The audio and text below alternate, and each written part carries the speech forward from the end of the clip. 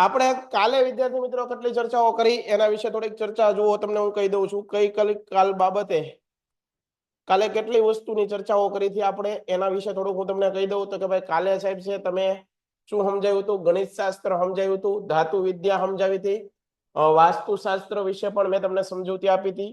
એ ઉપરાંત જ્યોતિષ શાસ્ત્ર એના વિશે પણ આપણે માહિતી મેળવી હતી. અગત્યના ગ્રંથો વિશે પણ માહિતી મળી હતી. પ્રાચીન ભારતનું ખગોળ શાસ્ત્ર, આ બધી ચર્ચાઓ વિદ્યાર્થી મિત્ર આર્યભટ્ટ વિશે કાલ ઘણી બધી ચર્ચાઓ કરી. આજે આપણે આગળ હાલવું છે અને એક નવો જ ટોપિક જોરદાર કરાવવો છે અને પછી સમય મળે તો તમને બીજા પ્રશ્નોની પણ ચર્ચાઓ કરાવી છે. તો જોઈએ વિદ્યાર્થી મિત્રો, પ્રાચીન ભારતે રસાયણ વિદ્યામાં સાધેલી પ્રગતિનું વર્ણન કરો. આ માર્ચ 2018 માં આ પ્રશ્ન પૂછાઈ ગયો હતો વિદ્યાર્થી મિત્રો. ક્યારે? માર્ચ 2018 ની અંદર આ પ્રશ્ન પૂછાઈ ગયો હતો કે ભાઈ રસાયણ વિજ્ઞાનની અંદર અથવા રસાયણ વિદ્યાની અંદર ભારતે જે પ્રસિદ્ધિ જે નામના જે મેળવી છે એના વિશે કહો, અથવા તો એક પ્રયોગાત્મક વિજ્ઞાન તરીકે રસાયણ વિદ્યાનો તમે પરિચય આપો. માર્ચ 2020 માં પણ એ પ્રશ્ન પાછો રિપોર્ટ થયો. બરોબર છે. તો અહીંયાથી તમને ખબર પડે કે આ પ્રશ્ન મોસ્ટ આઈએમપી પ્રશ્નમાં આવે. પ્રાચીન ભારતમાં રસાયણ વિદ્યા માટે નાલંદા વિદ્યાપીઠ અગ્રીમ સ્થાન ધરાવતું. જુઓ વિદ્યાર્થી મિત્રો, પ્રાચીન ભારતમાં રસાયણ વિદ્યા માટે નાલંદા વિદ્યાપીઠ છે એ અગ્રતા ધરાવતું, એનું સ્થાન અગ્રીમ હતું. કારણ કે ત્યાં એક આચાર્ય હતા, એ આચાર્યનું નામ હતું આચાર્યનું નામ હતું નાગાર્જુન. બરોબર. આ નાગાર્જુન છે રસાયણ વિદ્યાના બહુ જ જાણકાર હતા. રસાયણ વિદ્યા છે, રસાયણ વિદ્યાના બહુ જ પ્રકાંડ પંડિત હતા, બહુ જ જાણતા હતા વિદ્યા વિશે. બરોબર છે. એને ભારતના આઈન્સ્ટાઈન તરીકે પણ ઓળખવામાં આવે છે. તમને ભલે પરીક્ષામાં નથી પૂછ્યું પણ સ્પર્ધાત્મક પરીક્ષાઓ જે આગળની દેશો તમે ભવિષ્યમાં, તો આ પ્રશ્ન પૂછાય છે, ભારતના આઈન્સ્ટાઈન તરીકે કોને ઓળખવામાં આવે છે? આઈન્સ્ટાઈન તરીકે કોને ઓળખવામાં આવે છે? આચાર્ય નાગાર્જુન. પારાની ભસ્મનો ઔષધ તરીકે ઉપયોગ કર્યો હતો. પારાની ભસ્મનો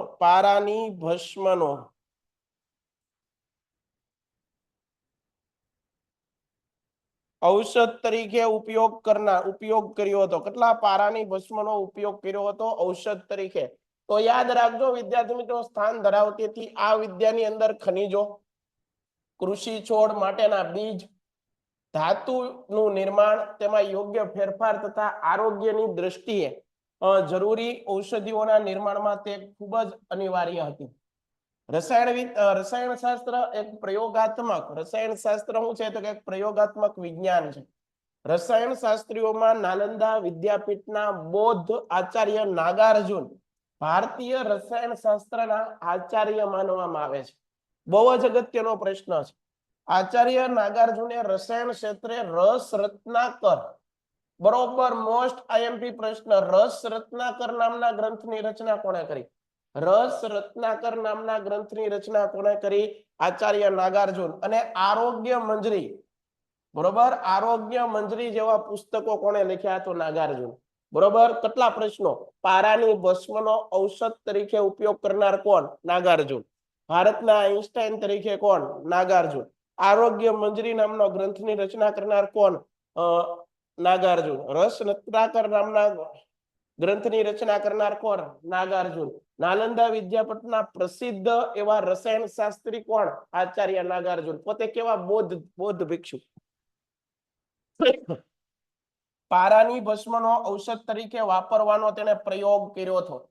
તેમની મારફતે શરૂ થયો હોય તેમ મનાય છે. નાલંદા વિદ્યાપીઠ રસાયણ વિદ્યાના અભ્યાસ સંશોધન માટે તેમની એક અલગ જ રસાયણ શાળા માટે જરૂરી ભઠ્ઠીઓ રાખવામાં આવતી. રસાયણ શાસ્ત્રોમાં મુખ્ય રસ, ઉપરસ, 10 પ્રકારના વિષ એટલે કે પોઈઝન, ઝેર, તેમજ વિવિધ પ્રકારના ક્ષારો અને ધાતુઓની ભસ્મનું વર્ણન મળે છે. બહુ વિજ્ઞાન આગળ હતું. ભારતનું વિજ્ઞાન, સાહિત્ય, સાંસ્કૃતિક વારસો, સ્થાપત્ય, ભારતે રેકોર્ડ બ્રેક હતું ભાઈ. ખૂબ ભારતની સંસ્કૃતિમાં આવું જ્ઞાન વિજ્ઞાનની વાતો સમાયેલી હતી.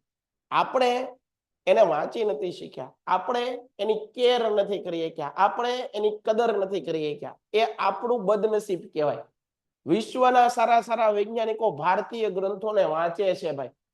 એ લોકોની લેંગ્વેજ અલગ છે તો એ લોકો સંસ્કૃત શીખે છે. આજે પણ વિશ્વની યુનિવર્સિટીની અંદર સંસ્કૃત ભણાવવામાં આવે છે. બરોબર છે, કારણ કે આપણી આગળ જ્ઞાનનો અખૂટ ભંડાર ભારતની સંસ્કૃતિ ભારત પાસે પડેલો છે. યાદ રાખશું. આગળ, ધાતુમાંથી બનાવેલ ભગવાન બુદ્ધની મૂર્તિઓમાં રસાયણ વિદ્યાની ઉત્કૃષ્ટ દ્રશ્યમાન છે. 7.5 ફૂટ ઊંચી 1 ટન વજન ધરાવતી તામ્ર મૂર્તિ સુલતાનગંજ બિહારમાંથી મળી આવેલ છે. 18 ફૂટ ઊંચી ભગવાન બુદ્ધની મૂર્તિ નાલંદામાંથી પ્રાપ્ત થયેલ છે. 7 ટન વજન ધરાવતો અને 24 ફૂટ ઊંચો ચંદ્રગુપ્ત દ્વિતીયના નિર્માણ કરાવેલો વિજય સ્તંભ આજે પણ અડીખમ ઊભો છે. કોઈ પણ જાતનો એના પર વરસાદ, પવન, ભેજ, તોફાન આવું કોઈ પણ અસર થતી નથી. તો એ રસાયણ વિદ્યાનો ઉત્કૃષ્ટ નમૂનો જોવા મળે છે. આગળ ભણીએ. વેદક વિદ્યા શલ્ય ચિકિત્સામાં પ્રાચીન ભારતનું મહત્વ જણાવો. 2000 માર્ચ 2019 ની અંદર જે બોર્ડની એક્ઝામ લેવાની એમાં પ્રશ્ન હતો. એનો મતલબ એમ કે જે કઈ પણ પ્રશ્ન છે એ આઈએમપી પ્રશ્ન છે. તમે વાંચશો એટલે તમને આવડશે, એમાં કોઈ બે મત નથી. પણ આપણે શું કરીએ છીએ, એકવાર વાંચીએ ન યાદ રહે તો આપણે એને સ્કીપ કરીએ છીએ. એમ નો પાકું થાય વિદ્યાર્થી મિત્રો. એને વારે વારે રિપીટ કરવા પડે, વારે વારે વાગોળવા પડે. મોઢે લખવાનો પ્રયત્ન કરો. તમને લખવાની પ્રેક્ટિસ નથી વિદ્યાર્થી મિત્રો. આપણે ખાલી પાકું કરી લઈએ છીએ. તમને યાદ કેટલું રહ્યું, તમે વાંચવાનો પ્રયત્ન કર્યો, મોઢે લખવાનો પ્રયત્ન કર્યો, એ તમારી જાતને પૂછો.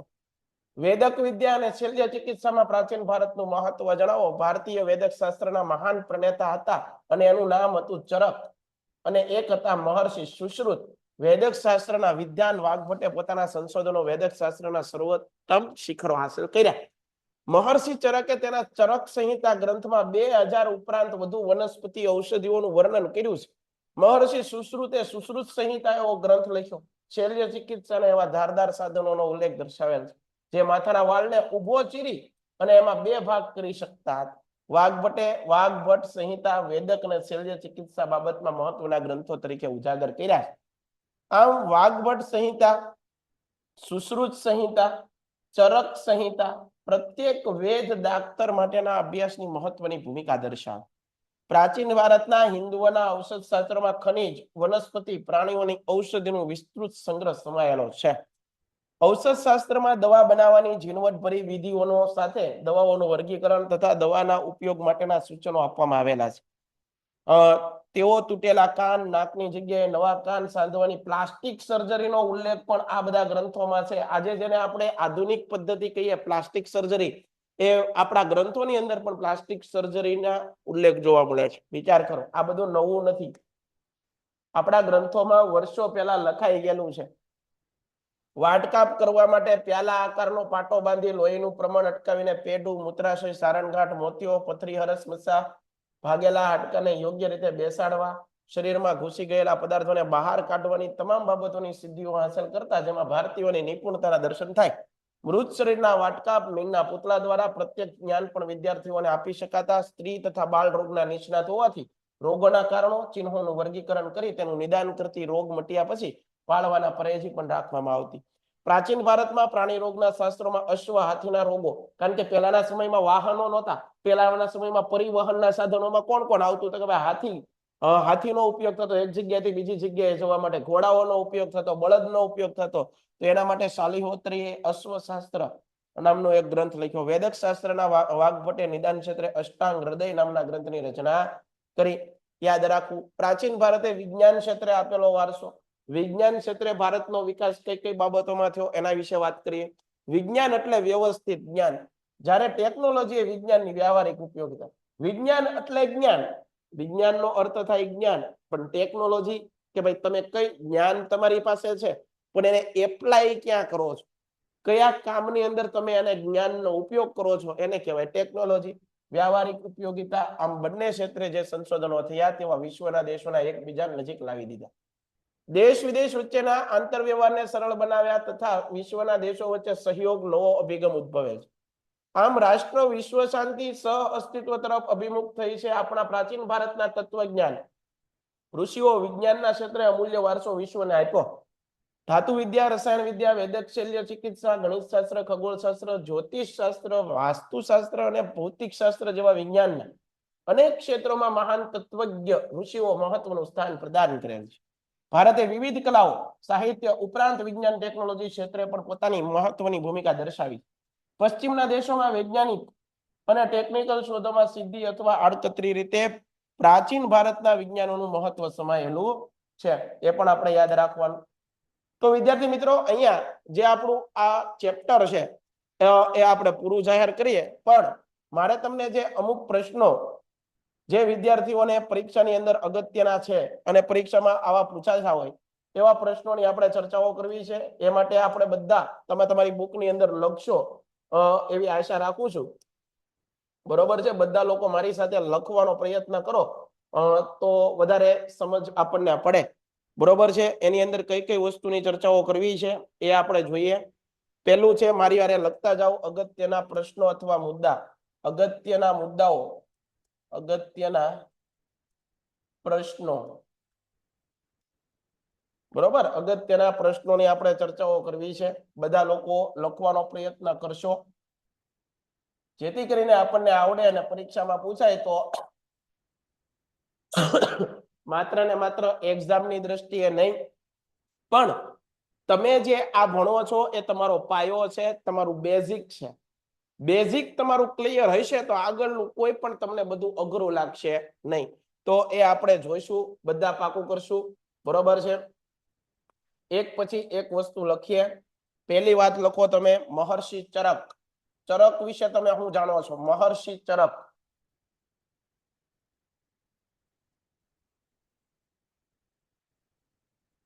ઓકે, મહર્ષિ ચરક વિશે તમે શું જાણો છો? થોડુંક બ્લર આવે છે, પણ એ ઓટોમેટિક સારું થઈ જાય, કોઈ પણ પ્રશ્ન નથી. બરોબર છે? મહર્ષિ ચરક વિશે તમે શું જાણો છો? મહર્ષિ ચરક. આ મહર્ષિ ચરક વિશે તમને શું ખબર છે? તો એના વિશે માહિતી લખો. અહીંયા જે લખાવું છું એ દરેક વિદ્યાર્થી પોતાની બુકની અંદર લખવાનું એક પ્રયાસ કરવાનો છે, પ્રયત્ન કરવાનો છે. પહેલો પોઈન્ટ લખો, મહર્ષિ ચરકે કયા ગ્રંથની રચના કરી? તો એ આપણને આવડવો જોઈએ. કયા ગ્રંથની રચના કરી? તો ગ્રંથનું નામ હતું ચરક સંહિતા. કયો ગ્રંથ? કયા ગ્રંથની રચના કરી હતી? તો ચરક સંહિતા નામના ગ્રંથની. તો એ પણ આપણને યાદ રાખવું જોઈએ. ચરક સંહિતા લખો, ચરક સંહિતા.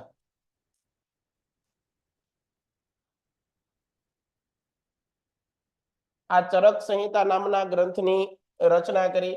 સાહેબ, એની વિશેષતામાં હું લખવું? કઈક વિશેષતા તો હોય છે ને આ ગ્રંથની. તો વિશેષતા એ છે વિદ્યાર્થી મિત્રો, આ ગ્રંથમાં 2000 કરતા વધારે વનસ્પતિ અથવા 2000 કરતા વધુ વનસ્પતિ અને ઔષધિઓનું વર્ણન છે. શું કીધું? 2000 કરતા. લખો, 2000 કરતા વધારે વનસ્પતિ અને ઔષધિઓ. વનસ્પતિ અને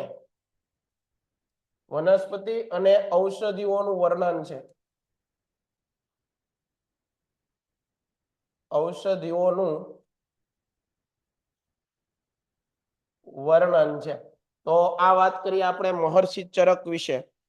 તમને પરિચયમાં કે મહર્ષિ ચરકનો પરિચય આપો, વ્યક્તિ પરિચય આપો, તો મહર્ષિ ચરક, તો એમાં આટલું જ લખવાનું. આટલું જ છે ટેક્સ્ટ બુકમાં, વધારે નથી. તો વધારે કઈ ગોતવા જવાનું નથી. બીજું છે સુશ્રુત. મહર્ષિ સુશ્રુત.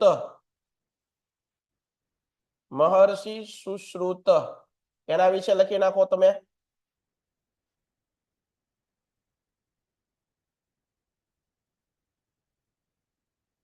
આ મહર્ષિ સુશ્રુત છે, એ સુશ્રુત છે, એને કયો ગ્રંથ લખ્યો? તો એના પહેલા તો એ લખો, કયો ગ્રંથ લખ્યો એને? તો ગ્રંથનું નામ. પહેલા તો ગ્રંથ કયો છે, ત્યારબાદ એની વિશેષતા આપણે લખશું. ત્યારબાદ હું લખશું? એની વિશેષતા. કોઈ પણ વસ્તુ યાદ રાખવાની ઘણી બધી ટ્રિક્સ એન્ડ ટિપ્સ હોય સાહેબ, પણ એના માટે પહેલા તો દાનત હોવી જોઈએ દરેક વ્યક્તિની અંદર કે આ મારે કરવું છે. બરોબર? સુશ્રુતે શું કીધું? સુશ્રુત સંહિતા લખી. હું લખ્યું? સુશ્રુત સંહિતા. સંહિતા એટલે ગ્રંથ ભાઈબંધ. સંહિતા એટલે ગ્રંથ. આ સુશ્રુત સંહિતાની અંદર કઈ કઈ બાબતોનું વર્ણન છે? કઈ બાબતોનું વર્ણન આ ગ્રંથની અંદર કરવામાં આવ્યું છે? તો લખો, આ ગ્રંથની અંદર વાઢ કાપના સાધનોનું વર્ણન. આ ગ્રંથમાં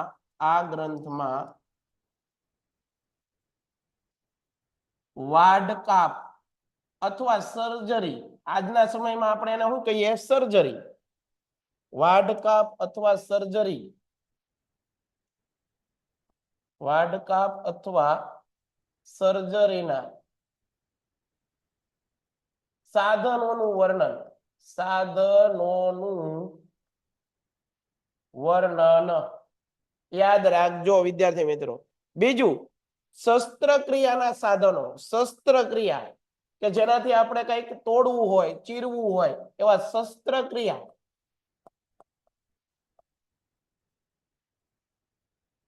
શસ્ત્રક્રિયાના સાધનોનું વર્ણન.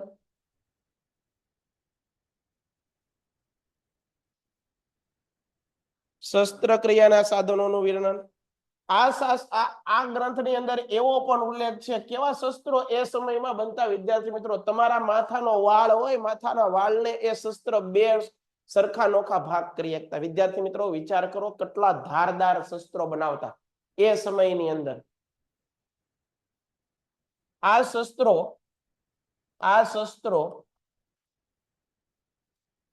એટલા બધા ધારદાર હતા, એટલા બધા ધારદાર હતા કે માથાના વાળને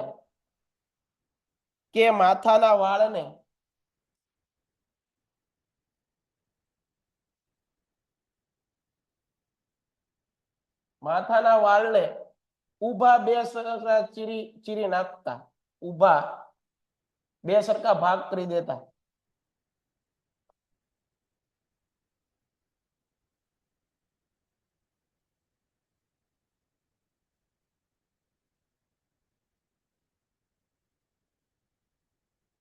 ઊભા બે સરખા ભાગ કરી દેતા હતા. તો આ વાત કરી મહર્ષિ ચરક અને મહર્ષિ સુશ્રુત. એના પછીનું નેક્સ્ટ પેજ ની અંદર આગળ આનો પહેલા સ્ક્રીનશોટ પાડી લો વિદ્યાર્થી મિત્રો. પીડીએફ તમારી આગળ મોડે પોગે એ પહેલા તમે એક સ્ક્રીનશોટ પાડી લો ફટાફટ, ઝડપથી સ્ક્રીનશોટ પાડી લો. આગળ આપણે આલીએ પછીનું જે ત્રીજું નેક્સ્ટ સ્ટેપ, ત્રીજો પ્રશ્ન છે, ત્રીજું આજે આઈએમપી છે એ જ કરાવું છું ભાઈ. આઈએમપી ની અંદર એક છે શાલિહોત્ર. આ શાલિહોત્ર વિશે તમને કઈક પૂછે તો એમાં બીજું કઈ છે જ નહીં. શાલિહોત્ર એ શું કર્યું? આ શાલિહોત્રે કયો ગ્રંથ લખ્યો? તો અશ્વશાસ્ત્ર નામનો ગ્રંથ. કેવો ગ્રંથ લખ્યો? અશ્વશાસ્ત્ર. અશ્વશાસ્ત્ર નામના ગ્રંથની રચના કોણે કરી? તો શાલિહોત્ર. કોણે? શાલિહોત્રે. આટલું યાદ રાખવાનું, બીજું કઈ યાદ રાખવાનું નથી. આગળ વાઘભટ્ટ. વાઘભટ્ટે કયો શું રચના કરી? તો વાઘભટ્ટ. ચોથું આવે વાઘભટ્ટ. આ વાઘભટ્ટમાં સાહેબ અમે શું યાદ રાખીએ કે વાઘભટ્ટે અષ્ટાંગ હૃદય નામનો ગ્રંથની રચના કરી. અષ્ટાંગ હૃદય. આવો એક ગ્રંથની રચના કરી ભાઈ. આમાં ખાલી આ ગ્રંથનું નામ યાદ રાખવાનું, બીજું આમાં પણ કઈ બીજું વિશેષ નથી યાદ રાખવાનું. પરીક્ષામાં સીધું પૂછાય તો લગાડવાનું. હવે પછી મોસ્ટ આઈએમપી સોરી વિદ્યાર્થી મિત્રો. હવે પછી મોસ્ટ આઈએમપી અને પરીક્ષામાં પૂછાય અને વારે વારે પૂછાય છે એવો પ્રશ્ન એટલે કે આર્યભટ્ટ.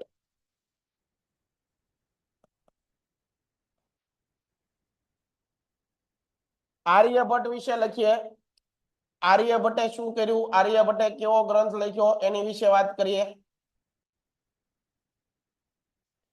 આર્યભટ્ટ વિશે આપણે કેવા કેવા મુદ્દાઓ તમે પરીક્ષાની અંદર લખી શકો એની ચર્ચાઓ કરીએ. તો કે ભાઈ આર્યભટ્ટે શું કર્યું? તો કે ભાઈ આર્યભટ્ટની અંદર તમે કેટલી વસ્તુ યાદ રાખશો જોઈએ.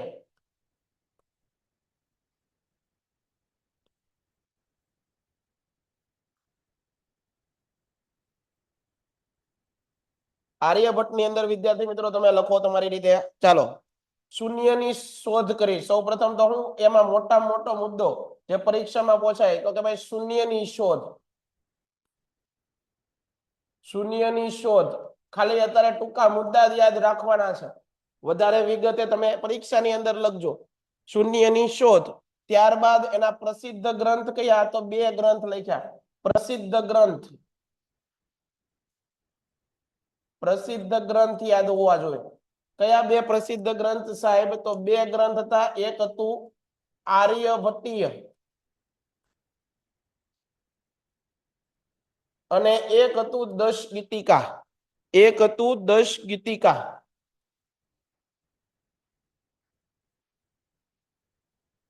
સાહેબ આ આર્યભટ્ટ વિશે તો કઈક કહેશો? આર્યભટ્ટીય અને 10 ગીતિકા નામના બે ગ્રંથ. આની અંદર પણ એક વસ્તુ યાદ રાખો, આર્યભટ્ટીય ગ્રંથની અંદર, આર્યભટ્ટીય ગ્રંથની અંદર પાઈની કિંમત, પાઈની કિંમત કેટલી આપવામાં આવી છે? પાઈની કિંમત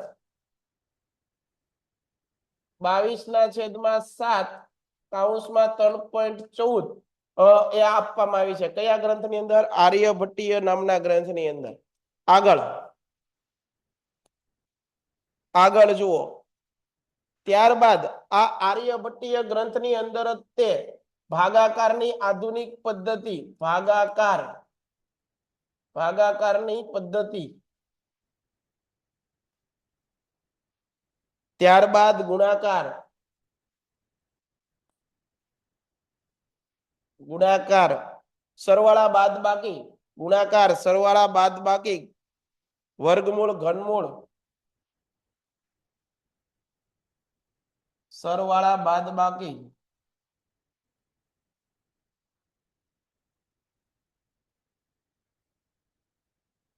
વર્ગમૂળ, ઘનમૂળ જેવી બાબતોનું વર્ણન કરવામાં આવેલું છે. ત્યારબાદ આર્યભટ્ટને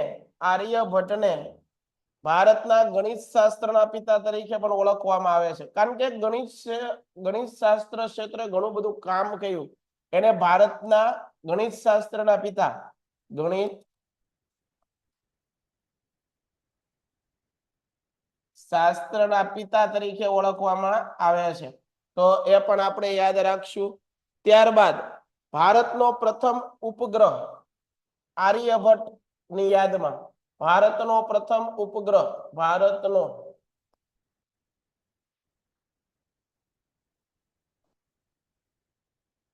પ્રથમ ઉપગ્રહ આર્યભટ્ટની યાદમાં, આર્યભટ્ટની યાદમાં, તો એ પણ યાદ રાખશું. ત્યારબાદ આર્યભટ્ટે એવું કીધું કે પૃથ્વી પોતાની ધરી પર ફરે છે, પૃથ્વી પર પોતાની ધરી પર ફરે છે, તેનું સાચું કારણ ચંદ્રગ્રહણ અથવા પૃથ્વીનો પડછાયો છે, એવું પણ એણે કીધું. ત્યારબાદ તો આ વિદ્યાર્થી મિત્રો આર્યભટ્ટ વિશે તમને અગત્યના મુદ્દાઓ ની ચર્ચાઓ કરી. કેટલા જણાને સમજાય છે? કેટલા જણાને સમજાય છે? યુટ્યુબમાં લેક્ચરમાં જોડાવાનું છે. પીડીએફ મોકલી દઈશું, પણ તમે પણ લખવાની ટેવ રાખો વિદ્યાર્થી મિત્રો. વારે વારે પીડીએફ આપણે સ્ક્રીનશોટ પણ પાડી શકીએ છીએ. કદાચ પીડીએફ નો મળી હોય તો તમે સ્ક્રીનશોટ પણ પાડી શકો છો વિદ્યાર્થી મિત્રો. બરોબર, સ્ક્રીનશોટ પાડી અને પોતાની બુકમાં તમે લખેલું વિષય તમને યાદ રહેશે, વિશ્વાસ રાખો મારો. આગળ વિદ્યાર્થી મિત્રો આ વાત કરીએ આપણે આર્યભટ્ટ વ્યક્તિ પરિચય પૂછે તો આટલું લખો, ઇનફ છે. આગળ જઈએ 5 પછી હવે આવીએ 6 ઉપર. છઠ્ઠો મુદ્દો તમારે જે યાદ રાખવો ઘટે એ મુદ્દો કયો છે? તો એ છે શૂન્યની શોધ. પરીક્ષામાં અહીંયા વિદ્યાર્થી મિત્ર મુજાય શૂન્યની શોધ અને આંકડાની પાછળ શૂન્ય. શૂન્યની શોધ કરી હતી આર્યભટ્ટે, પણ આંકડાની પાછળ શૂન્ય લગાવવાનું. આંકડાની પાછળ અથવા અંકની પાછળ, આંકડાની પાછળ શૂન્ય,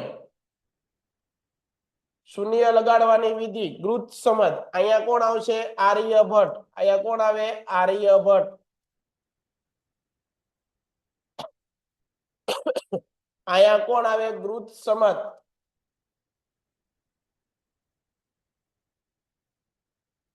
આગળ વધીએ. આપસ્તંભ. જો વિદ્યાર્થી મિત્રો તમને કેવા પરીક્ષામાં પ્રશ્ન પૂછાય, આ જેટલું કરાયું એટલું કરો તો પણ ઇનફ છે આ ચેપ્ટરમાં. આપસ્તંભ, આપસ્તંભ. સાહેબ આપ સ્તંભ વિશે કંઈક તમે કહેશો? તો આપ સ્તંભે કયો ગ્રંથ લખ્યો, એના વિશે શું યાદ રાખવું? તો કે ભાઈ આપ સ્તંભે શુલ્વ સૂત્ર નામનો ગ્રંથ લખ્યો. કયો? શુલ્વ સૂત્ર. શુલ્વ સૂત્ર નામનો ગ્રંથ લખ્યો. અને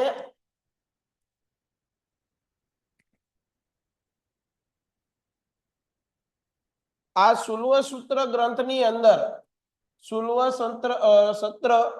સૂત્ર નામના ગ્રંથની અંદર ઈસવીસન 800 પૂર્વે ઈસવીસન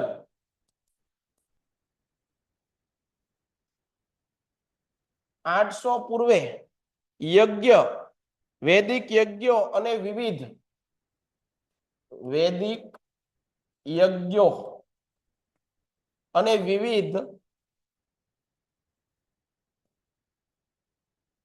યજ્ઞની વેદીઓની ચર્ચા ઉલ્લેખ છે. અલગ અલગ વેદીઓની ચર્ચા કરવામાં આવી છે. એમ લખો તો હાલે, ઉલ્લેખ કર્યો છે એમ લખો તો પણ હાલે. ઉલ્લેખ લખો આપણે. ડન છે. આગળ વધીએ.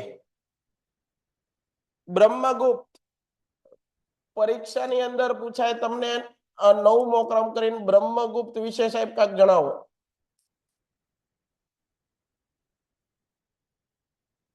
આ બ્રહ્મગુપ્ત વિદ્યાર્થી મિત્રો, બ્રહ્મગુપ્ત વિશે તમને કઈ બાબત યાદ રાખવાની છે તો જોઈએ. બ્રહ્મગુપ્ત વિશે પહેલી બાબત યાદ રાખો વિદ્યાર્થી મિત્રો, તેણે બ્રહ્મ સિદ્ધાંત નામનો ગ્રંથ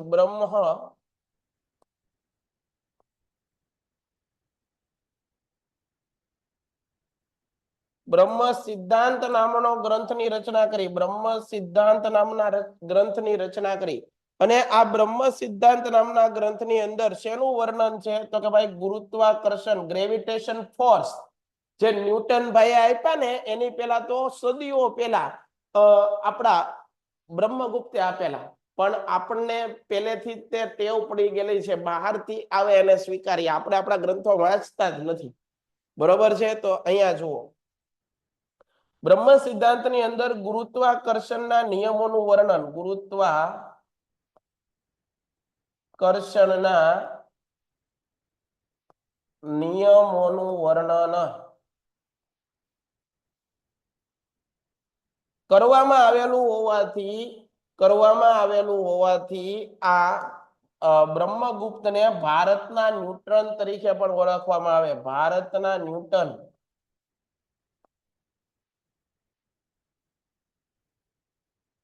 ભારતના ન્યૂટન તરીકે પણ એને ઓળખવામાં આવે છે. બરાબર, યાદ રાખજો. આ વાત કરી બ્રહ્મગુપ્ત વિશે. એકવાર ઝડપથી સ્ક્રીનશોટ પાડી લો વિદ્યાર્થી મિત્રો. ઝડપથી સ્ક્રીનશોટ પાડી લો. ઝડપથી સ્ક્રીનશોટ પાડી લો ફટાફટ. આગળ વધીએ.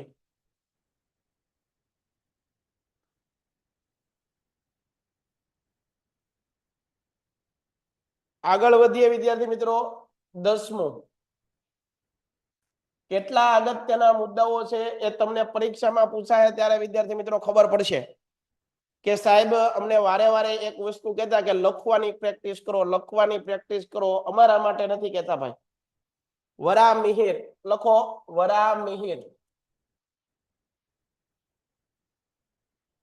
વરામિહિર એના વિશે વ્યક્તિ પરિચય આપવાનો પરીક્ષામાં પૂછાય તો આપણે સાહેબ કેવી રીતે આપશું? તો કે ભાઈ લખો, વરામિહિર એક પ્રસિદ્ધ, વરામિહિર એક પ્રસિદ્ધ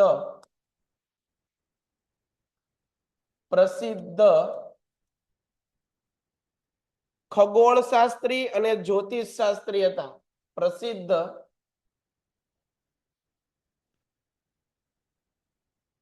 ખગોળશાસ્ત્રી અને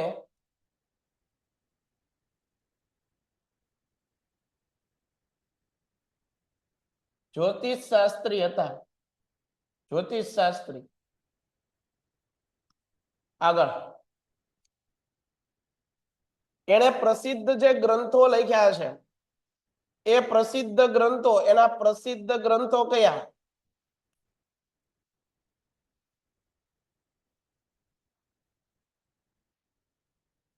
સાહેબ એના પ્રસિદ્ધ ગ્રંથોની અંદર બૃહદ સંહિતા, પંચ સિદ્ધાંતિકા અને યોગ યાત્રા. બૃહદ સંહિતા, બૃહદ સંહિતા, પંચ સિદ્ધાંતિકા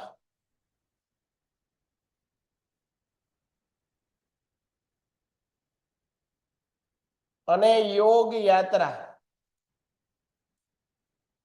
વિદ્યાર્થી મિત્રો, યોગ યાત્રા નામનો ગ્રંથ પૂછે પરીક્ષામાં. યોગ યાત્રા, તો યોગ યાત્રા નામનો ગ્રંથ કોણે આપ્યો છે? વરામિહિર. કોણે? વરામિહિર. પણ યોગ શાસ્ત્ર નામનો ગ્રંથ પરીક્ષામાં પૂછાય. યોગ શાસ્ત્ર. તો યોગ શાસ્ત્ર નામનો ગ્રંથ પતંજલિ. પતંજલિએ યોગ શાસ્ત્ર નામનો ગ્રંથ લખ્યો. જો બે વસ્તુ તમને જાણવા મળી. આને કહેવાય કન્ફ્યુઝન પોઈન્ટ, આને કહેવાય રેડ એલર્ટ. અહીંયા તમારે એલર્ટ જાહેર કરવાનું કે ભાઈ શું સાહેબ આમાં અગત્યનું થયું. જુઓ, આ વસ્તુ પરીક્ષામાં પૂછાણી હોય તો આપણને આવડે. આગળ જોઈએ વિદ્યાર્થી મિત્રો, આગળ આપણે જોઈએ પછીનો પ્રશ્ન. જુઓ તમે, આ વરામિહિર નું પ્રદાન, વરામિહિરે કઈ કઈ બાબતો વિશે ચર્ચાઓ કરી? તો કે ભાઈ અવકાશીય ગ્રહો વચ્ચે માહિતી લખીએ આપણે. પ્રદાન, પ્રદાન કયું છે? કયા વિષયની અંદર કઈ વિશે ચર્ચાઓ કરી છે? તો પહેલો મુદ્દો લખીએ, અવકાશીય ગ્રહો વિશેની માહિતી. અવકાશીય ગ્રહો.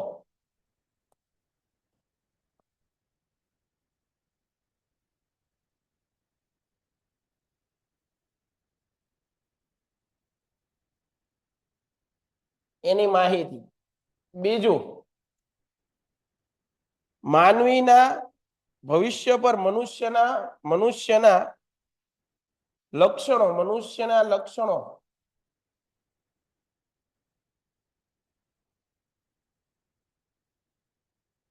મનુષ્યના લક્ષણો. પછી પ્રાણીઓના જુદા જુદા વર્ગો, પ્રાણીઓના વર્ગો.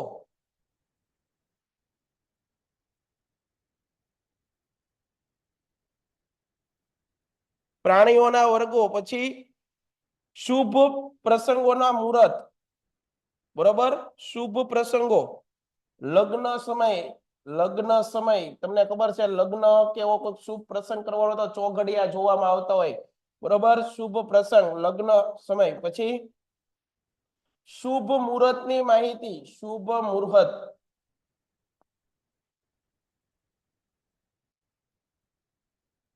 આ બધી વાતો તમારે કેમાં લખવાની? વરામિહિર. 2 માર્કનો પ્રશ્ન તમને પૂછાણો હોય તો આમાં બધું લખવાનું. આવું આગળ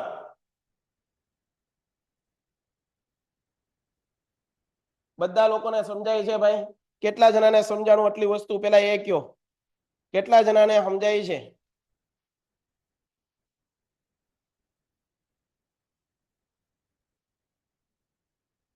બધા લોકોને આટલી વસ્તુ સમજાય છે?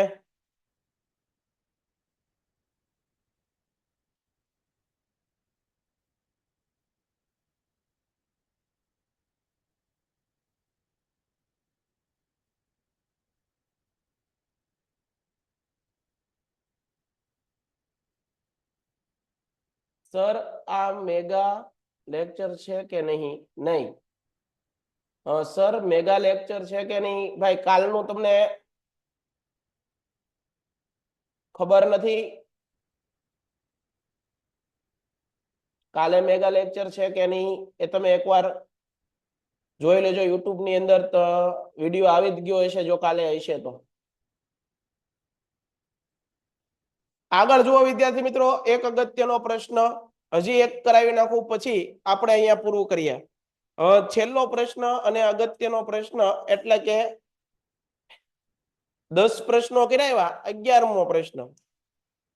આને કહેવાય વિદ્યાર્થી મિત્રો તૈયારી. 11મો પ્રશ્ન. 11મા પ્રશ્નની અંદર આપણે આચાર્ય નાગાર્જુન વિશે પરિચય આપો. તમને પરીક્ષામાં પૂછાય આચાર્ય નાગાર્જુન. આચાર્ય નાગાર્જુન. બરોબર. આચાર્ય નાગાર્જુન વિશે વ્યક્તિ પરિચય આપો. એનો પરિચય આપવાનો છે આપણે. તો આપી દઈએ વિદ્યાર્થી મિત્રો આચાર્ય નાગાર્જુનનો પરિચય. પહેલા તો એ લખો નાલંદા વિદ્યાપીઠના મહાન રસાયણ શાસ્ત્રી હતા. નાલંદા વિદ્યાપીઠ, નાલંદા વિદ્યાપીઠના મહાન રસાયણ શાસ્ત્રી હતા.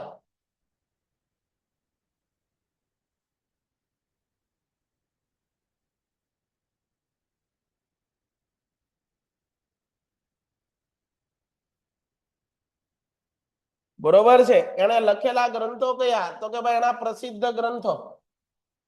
પ્રસિદ્ધ ગ્રંથ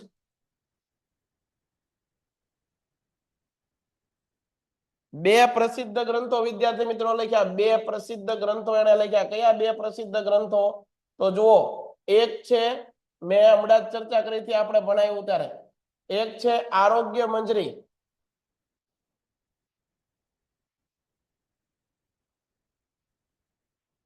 બીજો તમે મને કોમેન્ટમાં કહો. બીજો તમે મને કોમેન્ટમાં કહો.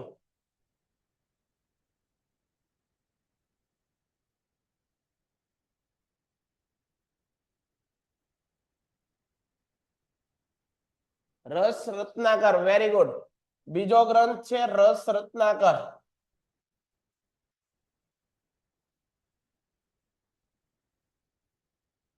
આ બે ગ્રંથોની રચના કરી કોણે? આચાર્ય નાગાર્જુને. રસાયણ વિજ્ઞાનમાં સાહેબ એનું પ્રદાન શું? તો કે ભાઈ પારાની ભસ્મનો ઔષધ તરીકે ઉપયોગ કરનાર આચાર્ય હતા. પારાની ભસ્મનો, પારાની ભસ્મનો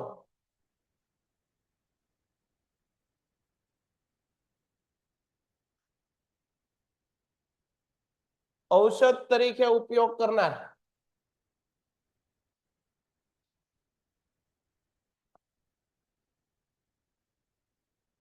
ઉપયોગ કરનાર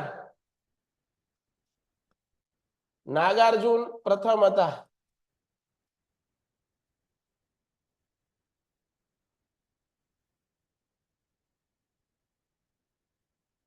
યાદ રાખજો વિદ્યાર્થી મિત્રો, પારાની ભસ્મનો ઔષધ તરીકે ઉપયોગ કરનાર આચાર્ય નાગાર્જુન પ્રથમ હતા. બીજી વસ્તુ, અગત્યનો મુદ્દો, નાગાર્જુને સાપેક્ષવાદનો સિદ્ધાંત પણ આપેલો. નાગાર્જુને, તમારી ટેક્સ્ટ બુકમાં નથી પણ જાણવા ખાતર વિદ્યાર્થી મિત્રો, નાગાર્જુને સાપેક્ષવાદ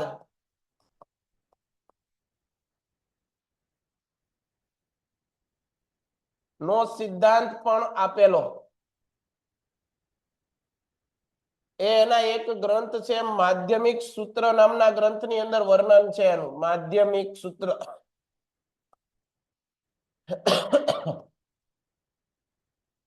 આથી વિદ્યાર્થી મિત્રો નાગાર્જુનને ભારતના આઈન્સ્ટાઈન તરીકે ઓળખવામાં આવે છે. સાહેબ આવું બધું તો ટેક્સ્ટ બુકમાં નથી, પણ વિદ્યાર્થી મિત્રો જે સમયે આપણે ભણતા હોય થોડુંક એના વિશેનું કંઈક હોય તો આપણે જાણી લેવાય ખરી. આમાં કાંઈ આપણો ખોટ નથી. તમને કંઈક સારી બાબત જાણવા મળે તો જાણી લેવાય. બરોબર છે. ભારતના આઈન્સ્ટાઈન તરીકે ઓળખાય.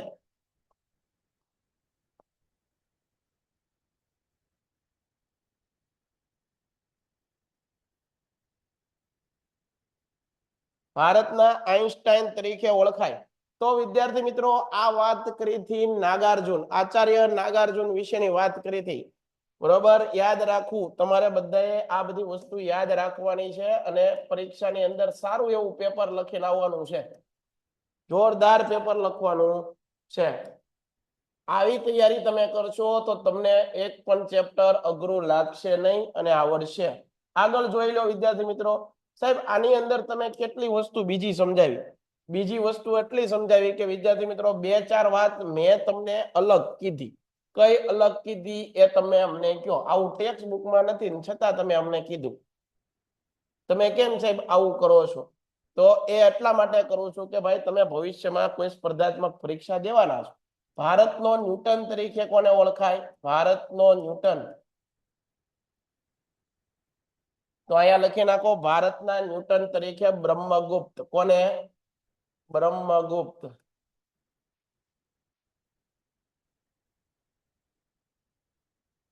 ભારતના ન્યૂટન તરીકે બ્રહ્મગુપ્ત. બીજી વસ્તુ, ભારતના આઈન્સ્ટાઈન તરીકે કોને ઓળખાય? ભારતના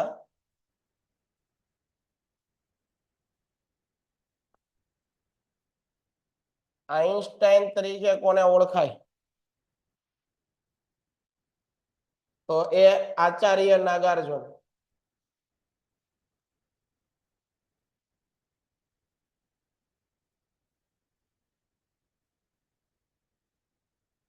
આગળ, ભારતના શેક્સપિયર.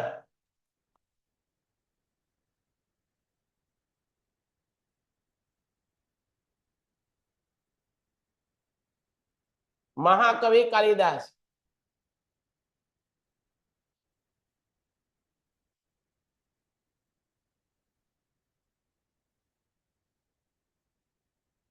મહાકવિ કાલિદાસ. આટલી વસ્તુ તમને. અને ગણિત શાસ્ત્રના પિતા.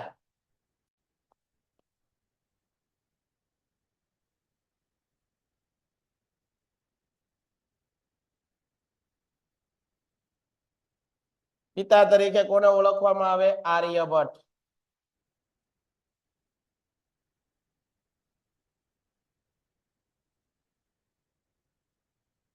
તો આશા રાખું વિદ્યાર્થી મિત્રો આ બધાને તમને સમજાણું હશે.